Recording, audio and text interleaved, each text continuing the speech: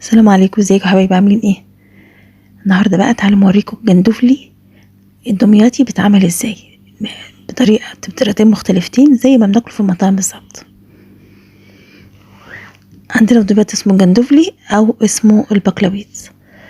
الطريقه الاولانيه اللي هي الشوربه، معانا بصلتين كبار بنقطعهم جوانح، بننزلهم في الحله على معلقتين زيت، بنقلبهم تقليبه واحده يطرى بس ما يتحمروش. لازم بيضه، بصل تبقى بيضه عشان الشوربه.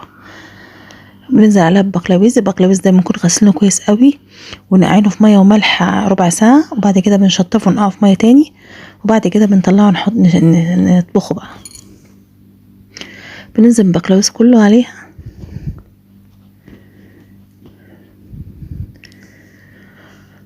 وبنقلبه. طبعا البقلاويز زي ما انتم شايفين كده مقفل لسه، مجرد ما يتحط على النار هيتفتح كله. ما نحطش ميه ولا ملح ولا اي حاجه غير لما يفتح.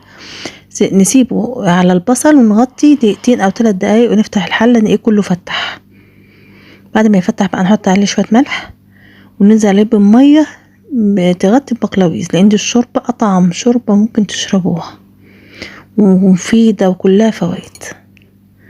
كده الميه غطت البقلاويز ونسيبه يغلي حوالي نص ساعه لغايه البصله نفسها ما تستوي.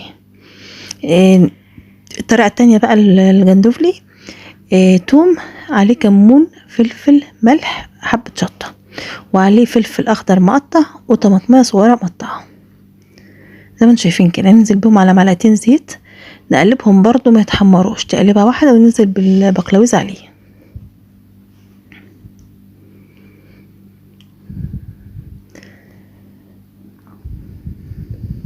زي ما انتم شايفين كده. هننزل بالبقلاويز برضو ما نحطش اي ميه ولا اي ملح ولا اي حاجه غير لما يتفتح. نحطه كده تقليبه ونغطي عليه ونسيبه 5 دقايق، نفتح الحله نلاقيه كله فتح. هو حتى واحنا حاطينه على النار بدأ يتفتح معانا، هو مجرد ما نزل على النار.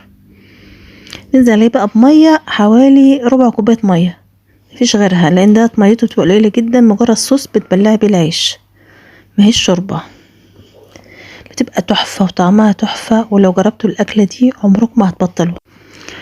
بس بعد ما يخلص بقى زي ما انتم شايفينه كده يا حبايبي، يا رب تجربوها وتعجبكم ان شاء الله. متنسوش تشتركوا في القناه وتعملوا لايك. مع السلامه.